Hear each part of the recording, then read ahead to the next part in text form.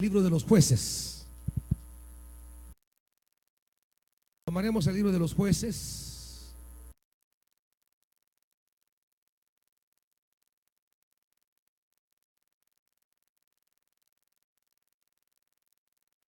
Capítulo 5. Libro de los Jueces, capítulo 5.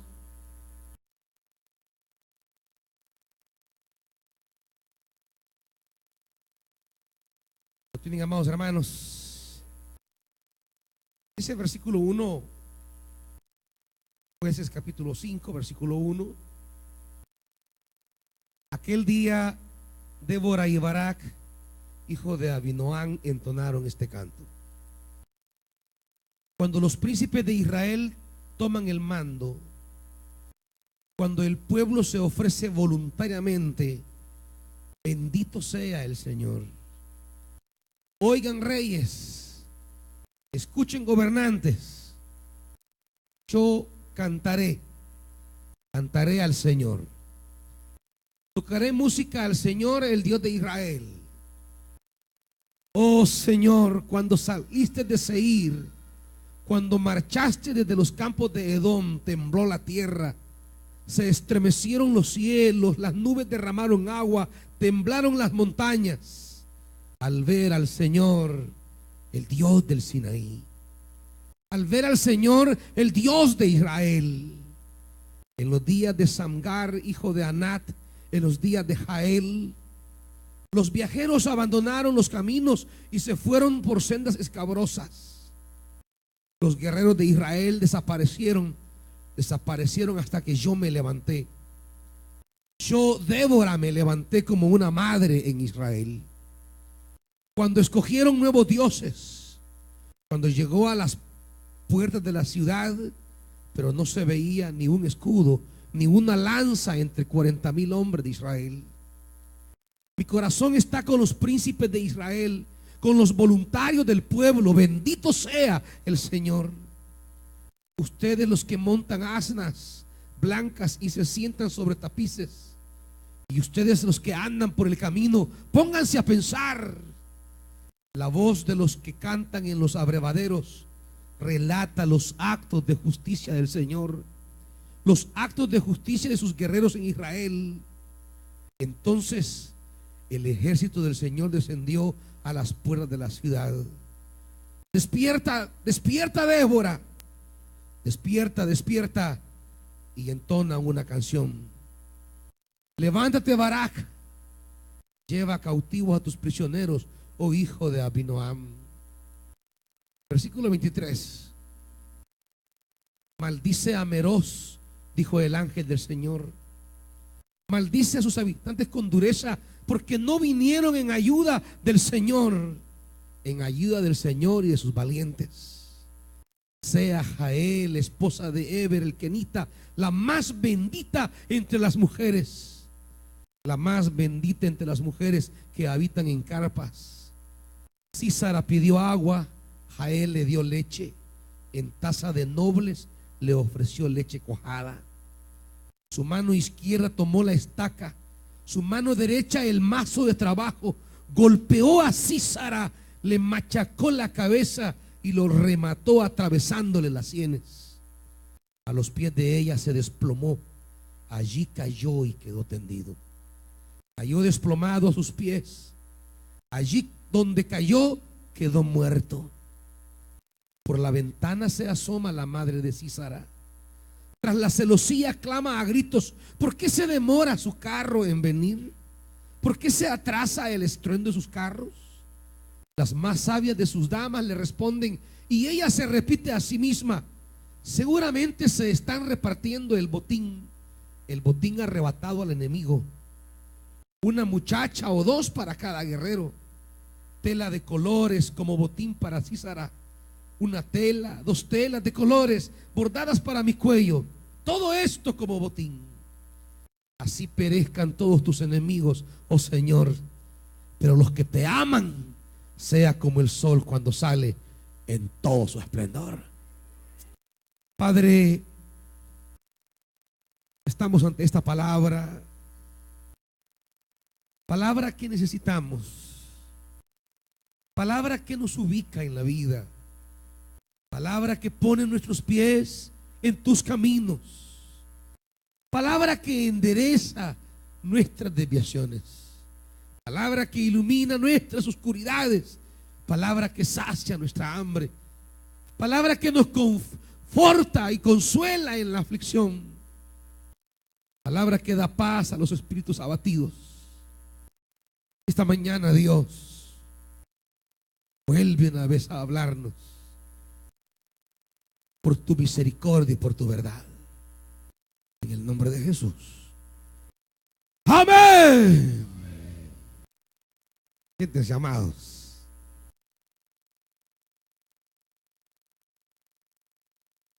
este capítulo es un tanto violento, como ustedes lo pudieron escuchar, pero hay que entender el contexto de la violencia en el ambiente, la realidad de violencia, diríamos, en el ambiente que se ejercita, que se da, y hay que entender asimismo la centralidad,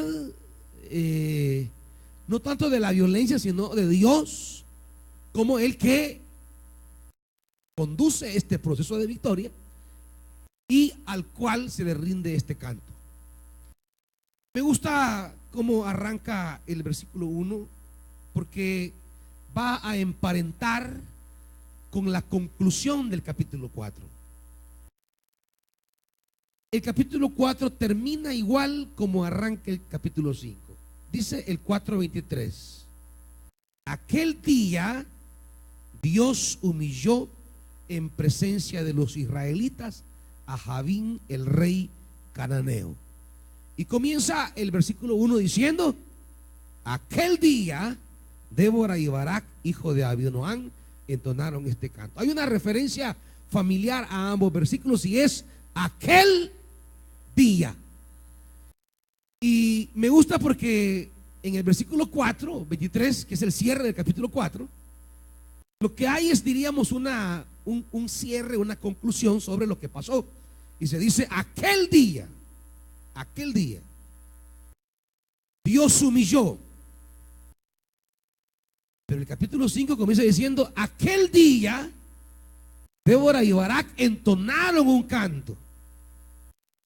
Y me gusta porque el primer aquel día apunta a narrar la obra de Dios, pero el segundo aquel día se refiere al reconocimiento, a la alabanza, a la adoración que se le rinde a Dios en ese día de la victoria. Y me gusta porque es tan fácil, amados hermanos, en el día de la victoria pretender apropiarnos de esa victoria nosotros. Me gusta porque Débora y Barak están reconociendo que aquel día de la victoria merece aquel día de alabanza a Dios. Aquel día de la obra y de la liberación divina merece aquel día de reconocimiento de la gracia y del poder de Dios. ¿Me estoy dando a entender, hermanitos? Digo porque a veces nosotros en la primera parte de aquel día nos gusta experimentar aquel día la obra de Dios, pero a veces no nos gusta cantar en aquel día y reconocer la bondad de nuestro Dios. Para que de verdad nuestra vida esté ubicada donde debe estar, no solamente tenemos que reconocer, o más bien tener claro que aquel día Dios nos dio la bendición, sino también tener claro que en ese día tenemos que entonar alabanza a Dios, porque es Él quien nos da, quien nos provee la victoria. Porque es tan fácil que una vez habiendo experimentado la salvación de Dios, de repente nos apropiemos la gloria de esa salvación y estemos creyendo: sí, no, es que tuve suerte, sí, no, es que tenía un amigo, sí, no, es que tenía mi tío, sí, no, es que tenía un familiar en Estados Unidos, y comenzamos a dar explicaciones sobre lo que pasó aquel día. Pero no, Débora y Barak están claros que lo que pasó ese día es porque la mano de Dios se movió y es Dios quien ha dado la victoria.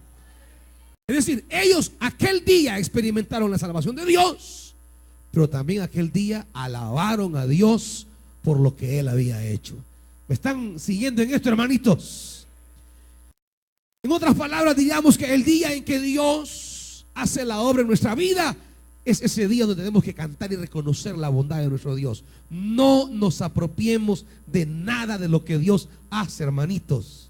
No caigamos en la tentación de robarle a Dios su gloria, de robarle a Dios su centralidad, de robarle a Dios, de quitarle a Dios el protagonismo que en nuestra liberación, que en nuestra salvación Dios ha realizado. Este canto, diríamos, de Jueces capítulo 5 es la respuesta en alabanza que Débora y Barak tienen por lo que Dios en el capítulo 4 ha hecho. Dios ha hecho una obra en el capítulo 4. Si arrancamos en el capítulo 4 para entender lo que va a decir el capítulo 5, démosle una vista rápida al capítulo 4. Después de la muerte de Ahod, versículo 1, los israelitas volvieron a hacer lo que ofende al Señor. Así que el Señor los vendió a Jabín, un rey cananeo que reinaba en Hazor. El jefe de su ejército era Sísara, que vivía en Jaroset Goyim. Los israelitas clamaron al Señor, porque Jabín tenía 900 carros de hierro y durante 20 años había oprimido cruelmente a los israelitas. Fíjese el escenario que nos pintan los primeros 3 versículos. Primero nos habla de un Israel que da la espalda a Dios y que las consecuencias de ese darle la espalda a Dios es caer en manos de Jabín, el rey, y en manos de Sísara, el jefe del ejército. Pero en el versículo 3 abre una puerta de esperanza. Estos que le habían dado la espalda a Dios en el versículo 1, ahora vuelven su mirada a Dios y le claman. Clamaron al Señor, porque eran 20 años de haber oprimido cruelmente a los israelitas. Y claro, lo bueno de esto, amados hermanos, es que cuando clamamos, Dios escucha. Cuando vamos donde quien tenemos que ir, nosotros tenemos un Dios. No estamos desamparados, no estamos huérfanos, ni viudos, ni viudas. Nuestro Dios está allí. No es que a veces atravesemos situaciones adversas porque a Él se le ocurrió complicarnos la vida. Muchas veces tiene que ver con recordar en qué cosas, en qué palabras, en qué llamado que Él nos hizo le dimos la espalda. Y claro, todo llamado, toda palabra que Dios nos da es porque ahí viene una bendición para nosotros. Pero si yo le doy la espalda a esa palabra, me estoy privando de la bendición que trae esa palabra. Y si le doy la espalda a esa palabra, voy a caer en una tierra árida hasta que vuelva a darle a Dios de nuevo la cara, que es lo que aparece en el versículo 3. Versículo 4. En aquel tiempo gobernaba a Israel una profetisa llamada Débora, que era esposa de Lapidot.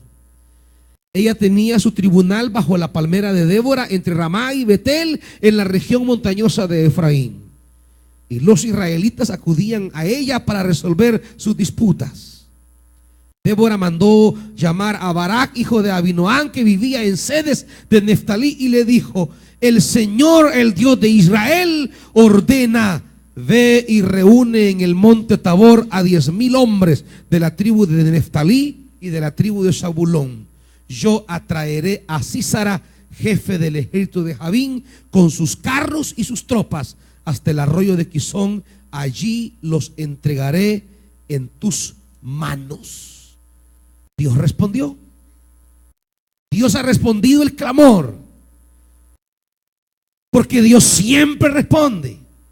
El problema es nuestra tardanza a veces en recurrir a Dios como nuestra única esperanza. Por eso es que en los versículos del capítulo 5, cuando dice, versículo, cuando estaba hablando Débora en el capítulo 5 y dice que el pueblo de Israel, versículo 7, versículo 8, perdón, cuando escogieron nuevos dioses, llegó la guerra a las puertas de la ciudad. En forma poética está diciendo Débora lo que pasó en los primeros 3 versículos del capítulo 4. ¿Qué pasó con Israel? Israel escogió nuevos dioses. Israel se desvió, Israel se apartó, Israel construyó sus propias opciones, sus propios caminos. ¿Y cuál fue la consecuencia? La guerra llegó a las puertas de la ciudad. Es una manera poética de narrar lo que en historia se narra en los primeros 3 versículos del capítulo 4. Israel, luego de experimentar la salvación de Dios, construyó sus propios dioses. Es decir, sintiéndose ya acomodado, sintiéndose estable, seguro, victorioso, en paz. Cuando Israel se sintió ya, diríamos, seguro de sí mismo, comenzó a construir sus propios dioses.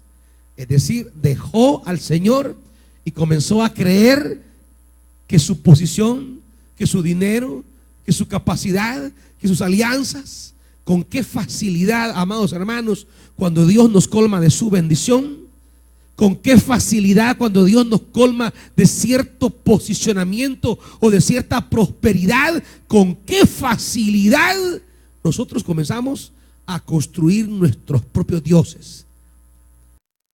¿Qué significa esto? Comenzamos a confiar en alternativas que den a nuestra vida, en alternativas que den a nuestra diríamos, espacio vital, de ya sea familia, persona, hogar, negocio, trabajo. Comenzamos a creer o a pensar que nuestra seguridad está en algunas características o algunas bases como el dinero, los amigos, nuestra posición laboral, nuestro negocio, nuestra productividad. Comenzamos a creer que sobre cualquier elemento, por ahí está nuestra certeza o seguridad o confianza, y comenzamos a descuidar el camino concerniente a Dios. Comenzamos a evadir el servicio. Comenzamos a posponer la oración. Comenzamos a huir de la lectura de la palabra. Comenzamos a huir de oír la palabra de Dios y adorar su nombre en la celebración. Escapamos del compromiso de servicio porque estamos confiados, estamos amparados, estamos esperando. Hemos puesto el corazón sobre alguna certeza humana, sobre algún fundamento que en nuestra capacidad o en la capacidad de conocidos nos dan ciertas garantías. Sin embargo, la realidad última de buscar nuevos dioses es que la guerra llega a nuestras puertas. Es decir, es una manera de decir, lo que estás haciendo es traer complicaciones a la puerta de tu casa. Cuando te arriesgas a dejar al Señor, cuando te la juegas confiado en tu seguridad humana, cuando te arriesgas confiando en la comadre, en el amigo, en la conocida, en el proveedor, en el cliente, en el hombre, en la mujer o en cualquier base humana, el riesgo es que estamos trayendo a la puerta de nuestra casa el fracaso, la adversidad, el conflicto, la guerra, el problema. Porque otros dioses, lo que quiere decir aquí Débora es, Otros dioses solo nos traen problemas, hermanos. El único Dios que nos trae liberación es el Dios de Jesucristo. El descuido sistemático, el descuido de nuestra disposición de querer agradar a Dios y de querer complacerle en los caminos y de querer atender su palabra y de buscar servirle. El descuido de eso, en resumidas cuentas, lo que trae es que la guerra toca nuestras puertas. Llamamos, convocamos la desgracia. Eso quiere decir, Débora, cuando descuidamos la bondad, la fidelidad y la misericordia de Dios, no es Dios el que sufre, hermanitos. Dios sigue siendo Dios. Pero cuando apartamos a Dios del entorno nuestro, nos volvemos vulnerables, fáciles de ser atacados, fáciles de ser confundidos, fáciles de ser desorientados. Y la consecuencia es que ante esa vulnerabilidad, pues cualquiera entra, llega, toca la puerta y arruina la paz que Dios ha llenado en nuestras vidas.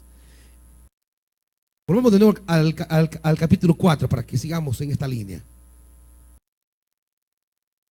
Dios responde, es lo que hemos leído, a ese abandono de Israel. Dios le responde diciéndoles: allí los entregaré en tus manos. Yo atraeré a Sísara con sus carros y sus tropas, y yo lo entregaré en tus manos. Y ahí comienza entonces la guerra. Se da toda una batalla. Y dice el versículo 15 del capítulo 4: ante el avance de Barak, el Señor desbarató a Sísara a filo de espada con todos sus carros y su ejército, a tal grado que Sísara saltó de su carro y huyó a pie. Imagínense lo irónico que suena este versículo, porque Israel no tiene un solo carro. Israel es un ejército de a pie. Y Jabín y Sísara, rey y general del ejército, tienen 900 carros equipados para la guerra. Y la intervención divina, que aparentemente la lógica militar diría Jabín y Sísara llevan la ventaja, porque tienen el arsenal suficiente para pelear contra unos que andan a pie. Sin embargo, la ironía es que cuando Dios interviene, cuando Dios aparece, cuando avanza Barak, el Señor desbarata a Sísara. Y ese que anda en carros sale corriendo a pie. ¿Me está oyendo, hermanito? Aunque sus enemigos tengan 10 veces más recursos que usted, si el Señor le ha dicho, si el Señor le ha acompañado, si el Señor le ha llamado que va a entregar a sus enemigos, no tenga miedo. El Señor pone pareja a las cosas. El Señor pone a nuestro favor la situación. Con Dios emparejamos cualquier diferencia humana. Con Dios estamos tablas y encima de los que nos superan, hermanitos. Con Dios no solo estamos parejos, con Dios tenemos la ventaja. Aunque en apariencia, en la visibilidad humana y en la visión de la carne, vayamos en desventaja. En la perspectiva de la palabra, si Dios va con nosotros, ¿quién contra nosotros, hermanos?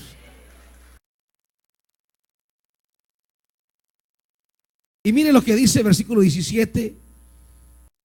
Bueno, 16. Barak persiguió a los carros y al ejército, y todo el ejército de Sísara cayó a filo de espada y no quedó nadie con vida. Mientras tanto, Sísara había huido a pie hasta la carpa de Jael, la esposa de Eber el kenita, pues habían buenas relaciones entre Jabín, rey de Hazor, y el clan de Eber el kenita. Jael salió al encuentro de Sísara y le dijo: adelante, mi señor, entre usted por aquí, no tenga miedo. Sísara entró en la carpa y ella lo cubrió con una manta. Tengo sed, dijo él, ¿podrías darme un poco de agua? Ella destapó un odre de leche, le dio de beber y volvió a cubrirlo. Párate a la entrada de la carpa, le dijo él. Si alguien viene y te pregunta: ¿hay alguien aquí?, contéstale que no. Pero Jael, esposa de Heber, tomó una estaca de la carpa y un martillo, y con todo sigilo se acercó a Sísara, quien agotado por el cansancio dormía profundamente. Entonces le clavó la estaca en la sien y se la atravesó hasta clavarlo en la tierra. Así murió Sísara. Esto es lo que el capítulo 5 quiere ensalzar, quiere reconocer. Y recalca varios elementos. En primer lugar, la centralidad de Dios como el origen de esta victoria. Si bien, ya lo mencionaremos, aparecerán Débora y Jael, sin embargo, el génesis, el principio, el motor de esta victoria es el Señor. Aunque hayan personas que intervengan en nuestra bendición, la gloria siempre pertenece al Señor. Aunque haya personas que participen de esa victoria con la que Dios va a bendecirnos, siempre tenemos que reconocer que es el Señor. Esa sería la primera observación rápida. Lo segundo es la participación, diríamos, de las mujeres en este relato, entendiendo que en una lucha militar las mujeres no tienen participación. Entonces, no solamente el relato, sino que el canto recobra un protagonismo importante. Porque los varones, los hombres de guerra, son los que participan de manera activa siempre en una victoria militar. Sin embargo, el relato, tanto en el capítulo 4, en la parte histórica, como en el capítulo 5, la parte, diríamos, poética del canto, resaltan a Débora y resaltan a Jael, dos mujeres clave para la victoria de Israel. Como diciendo, cuando Dios se quiere glorificar, Él se puede glorificar en la gente frágil, en la gente débil o en la gente marginada. Porque las mujeres realmente no tenían nada que hacer en la guerra. Las mujeres, diríamos, eran vistas como inútiles para la guerra. Sin embargo, Dios está poniéndolas aquí como instrumentos de su liberación. Dios siempre toma lo débil, lo pequeño o lo frágil para glorificar su nombre, amados hermanos. No es en la arrogancia de Javín, no es en la arrogancia de Sísara donde Dios se va a glorificar, sino en la pequeñez de Débora, en la disposición de Jael, dos mujeres que cuando son obedientes al llamado divino pueden ser instrumentos grandes de liberación. Ninguno diga que no puede, ninguno diga que no tiene, ninguno diga que no cree, ninguno diga que no se puede. Cuando Dios decide intervenir, Él puede usar al instrumento más pequeño y más frágil dentro de la comunidad. Tampoco desprecia a nadie, hermanitos. Tampoco mire con desprecio a nadie, porque usted no sabe si en ese hermano, en esa hermana que usted mira con desdén, que usted mira con marginación, usted no sabe si en esa persona Dios traerá bendición a su vida. Usted no sabe si en ese frágil, en ese débil o en ese marginado, Dios lo usará para traer liberación a su vida. No podemos ver con desprecio ni con desdén a nadie, porque el Dios nuestro es el Dios que no se glorifica en los grandes, no es el Dios que se glorifica en los poderosos, es el Dios que toma lo que no es para avergonzar lo que es. Es el Dios que toma a los débiles para avergonzar a los fuertes. Es el que toma a los necios para humillar a los sabios. Dios es el Dios que toma a los pequeños para avergonzar a los grandes. De tal manera, amados hermanos, que no deberíamos pensar, a pesar de la bendición de Dios y en medio de las victorias que Dios nos dé, nunca deberíamos de elevar nuestra vida, de engreírnos, de volvernos orgullosos o arrogantes. Porque de ese día que la arrogancia llena el corazón nuestro, desde ese día Dios habrá apartado su mirada de nosotros, porque la Biblia dice: Dios al altivo mira de lejos. ¿Y a quién mira de cerca? ¿Ah? Humilde, con ganas, hombre. Háganse las calladitas. Háganse los que hablan suavecito. Y en la casa grande gritos como que son locos. Hasta los vecinos nos dicen: esa señora sabe ver qué tiene, cómo le agarra en la mañana. ¡Levántate! Y aquí, humilde, humilde. Según ustedes les va a creer el Señor, hermanos. El Señor mira de lejos a quién. ¿Y a quién mira de cerca? ¿Dónde se ubica usted, hermanito? Tenemos que esforzarnos siempre por reconocer, pero es que mire, la humildad siempre nace cuando usted le comienza a dar a Dios siempre la gloria. Cuando usted comienza a reconocer que es Dios el que hizo, el que entró, el que trajo, el que dio, el que regaló, el que proveyó, el que capacitó, el que entrenó. Cuando usted comienza a reconocer a Dios en todos sus caminos, no le queda chance a usted de andar de levadito. No le queda oportunidad de andar de sobradito. No. Porque cuando Él nos colma y nosotros lo reconocemos, el día que Él nos trajo la bendición, ese día le damos la gloria como Débora y Barak. Ese día no nos apropiamos de nada. Y sigue diciendo en una tercera observación, digamos, es que en este pasaje van a aparecer, la victoria va a aparecer liderada por la palabra profética. Indudablemente habrá por parte de Israel un ejército que va a pelear. Sin embargo, no es las armas de Israel las que van a garantizar la victoria.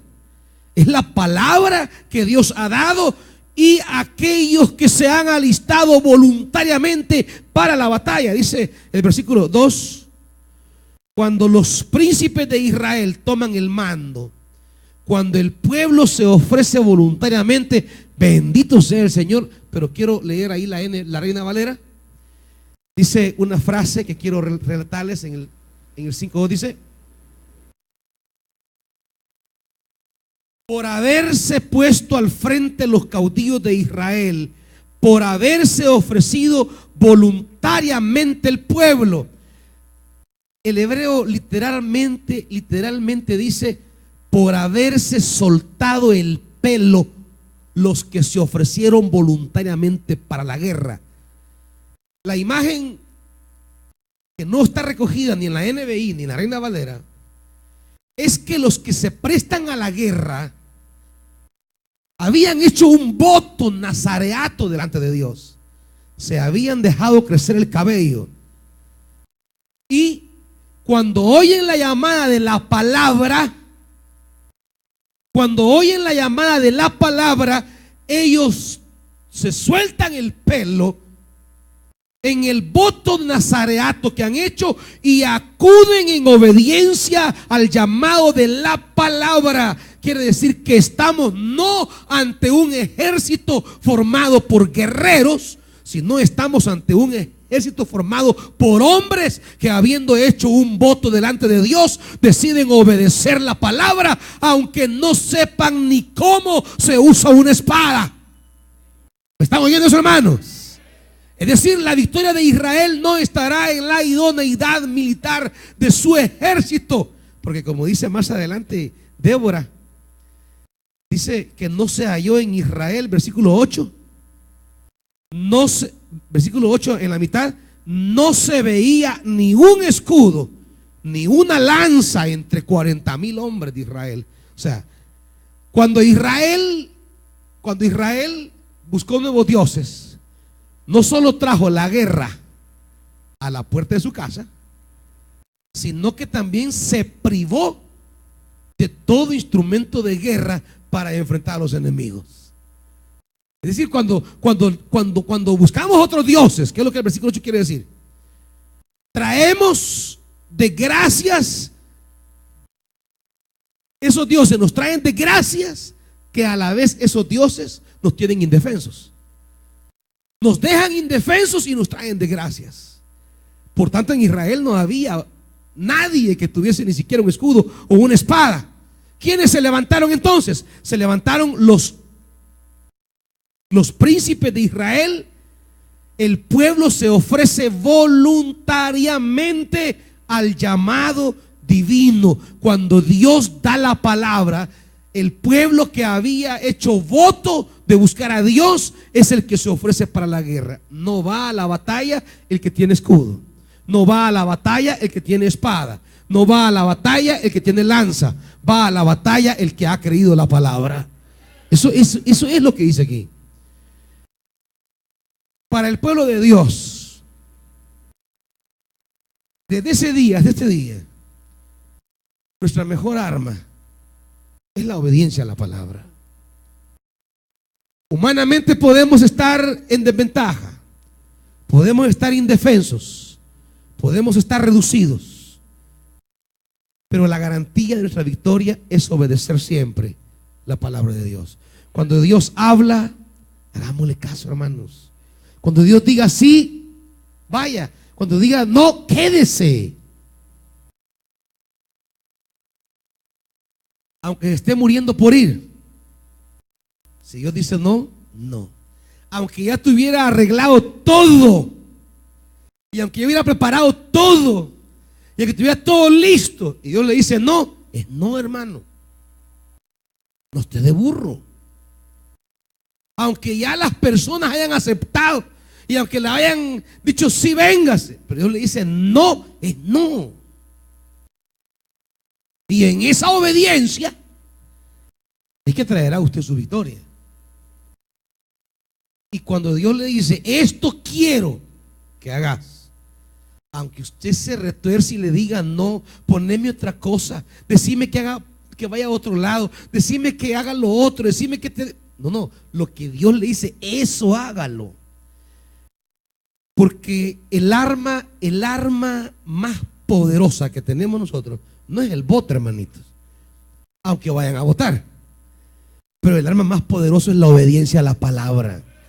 Esa es el arma más poderosa de los cristianos.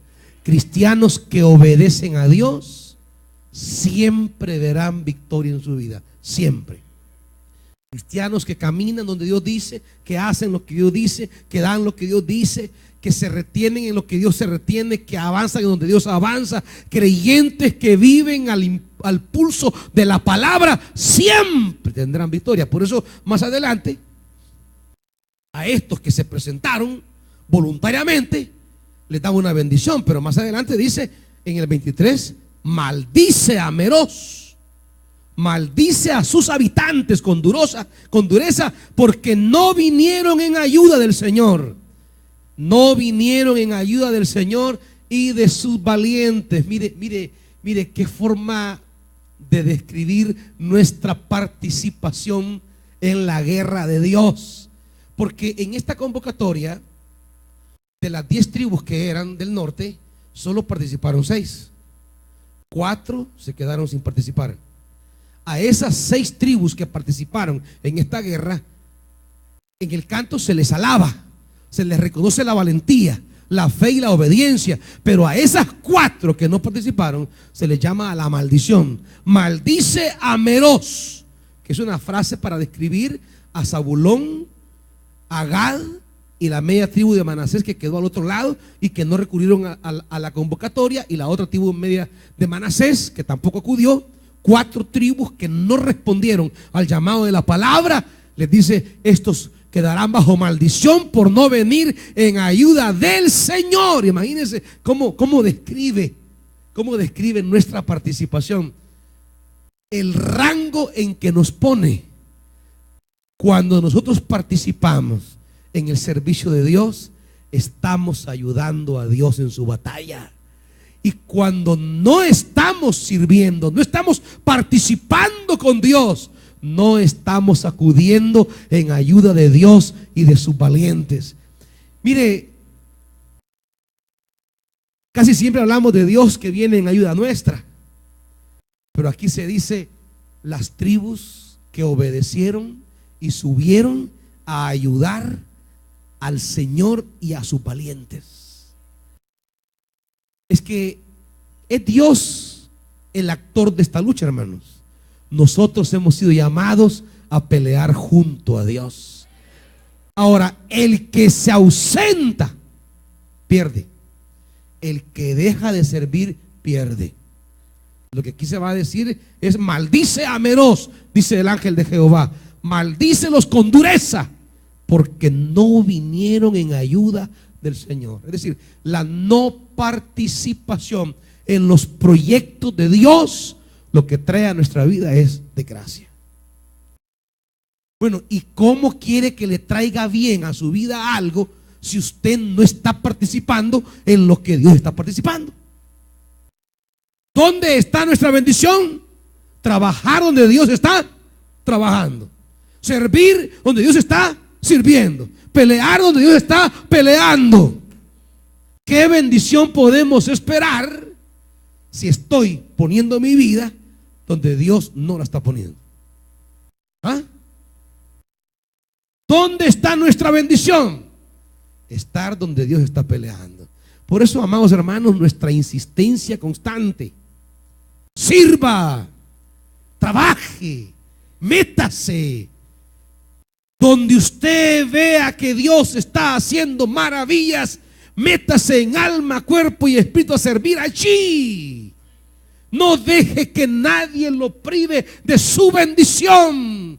Los que no participan con Dios en la batalla que Él está librando, están atrayendo sobre sí mismos miseria y destrucción. ¿Están oyendo, hermanos? Ahí se quedan callados. Como es de obedecer y de comprometerse y de entender dónde está Dios y poner nuestra vida allí. ¿Dónde está peleando Dios su batalla? Es la pregunta. Y si Dios está peleando su batalla en este ministerio, en aquel ministerio, en esto aquí, en esto allá, ¿qué hace usted paseando, hermanito? Si Dios está peleando las batallas en las conexiones, en las columnas, en los renuevos, en noches de buenas nuevas, en los eventos de jóvenes, en las reuniones, en las chicas aquí, en las chicas columnas, en las buenas nuevas aquí. Si Dios está peleando batalla en todos estos ministerios, ¿qué hace usted fuera del mover de Dios? Lo único que está haciendo al marginarse del mover de Dios es traer sobre su vida desgracia.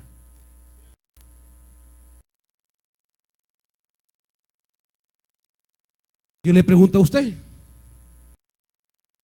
si usted dice: quiero limpiar este campo para ir por su casa, voy a limpiar este campo, y de manera voluntaria se acercan dos personas a decirle: le ayudo a limpiar el campo, mientras que hay otros 4 o 5 por allá chiviando, jugando, bromeando y hasta riéndose de ustedes que están limpiando ese campo. A la hora usted de reconocerle a alguien, de reconocerle gratitud por el apoyo brindado, le pregunto: ¿a quién va a reconocer? ¿Ah? ¿Con quién usted se sentirá agradecido? ¿A quién le va a compartir el fresco, la comida? ¿A quién le va a compartir lo que usted tiene? ¿Con quién se sentirá comprometido usted? Le pregunto. Con los que le ayudaron, con los que le dijeron: aquí estoy para limpiar ese campo con usted. Y los que estaban chiviando, no, ¿y por qué pues? Cuando Dios ha decidido hacer una obra, cuando Dios ha decidido actuar, traer salvación y liberación, ¿con quiénes estará Dios comprometido? ¿Con los que se ofrecieron voluntariamente para servir? ¿O con aquellos que se encerraron, buscaron su comodidad, se abstuvieron, se marginaron del servicio a Dios? ¿Con quiénes va a estar comprometido el Señor? con los que se ofrecieron voluntariamente para servir. Ahora, ¿quién es usted? Usted es de los que se han ofrecido voluntariamente para servir. Ofrecer voluntariamente al Señor. No que si va el novio, no que si va la novia, no, al Señor. Pues sí, que hay servidorcitos que nomás los corta la novia, dejan tirado el ministerio, como que Dios tiene que ver con eso. Hay servidoras que media vez los corta el novio, ya nada quieren hacer. No, entregarse voluntariamente a servir al Señor. Tenga o no tenga novio, al Señor.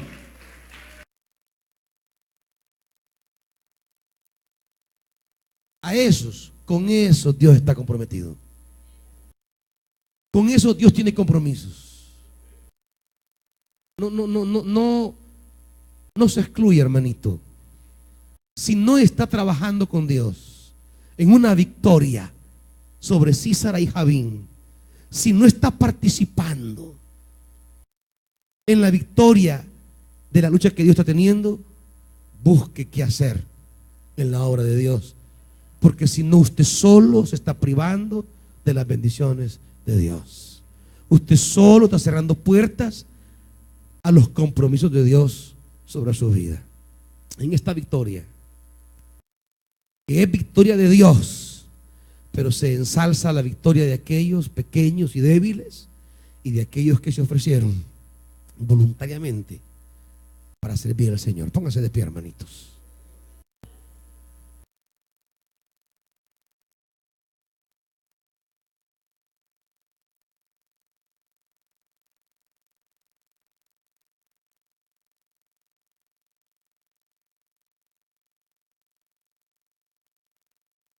Dígale al Señor esta tarde, hermanitos, hermanitas, que nada les excluya de servir a Dios. Nada. Dígale: yo quiero ser de esos que voluntariamente le dicen al Señor: heme aquí. Yo quiero ser de esos que no vuelven atrás. Hasta hoy yo no entiendo cómo la gente se deja privar del privilegio de servir a Dios. No lo entiendo.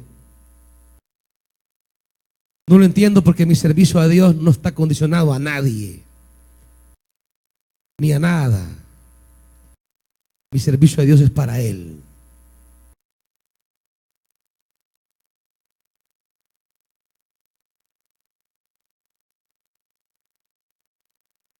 Dígale al Señor: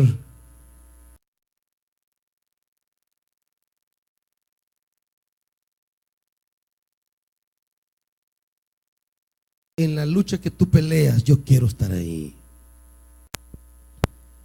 En las batallas que tú diriges, Señor, yo quiero ser parte de tu ejército.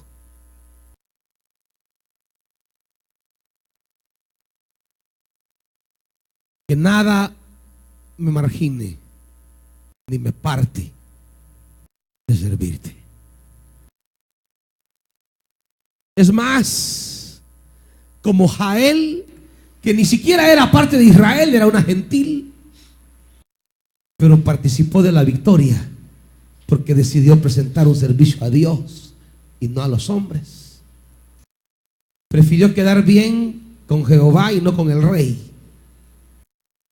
Prefirió quedar bien con Dios y no con el general del ejército.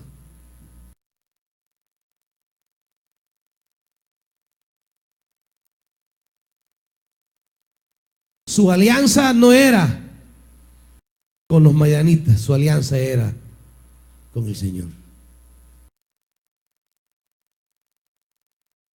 Es una lástima cómo la falta de perspectiva y seriedad en el servicio nos aparta de nuestra bendición.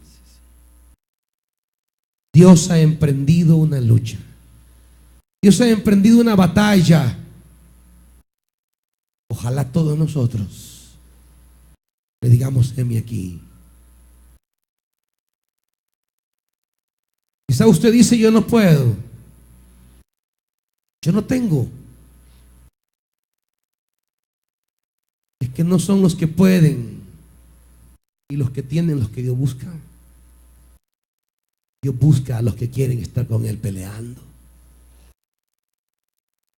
Si las armas las tiene Él, el poder lo tiene Él. Dígale al Señor: aquí estoy. Dígaselo de corazón. Mi fe descansará. Se ha sentido débil, frágil,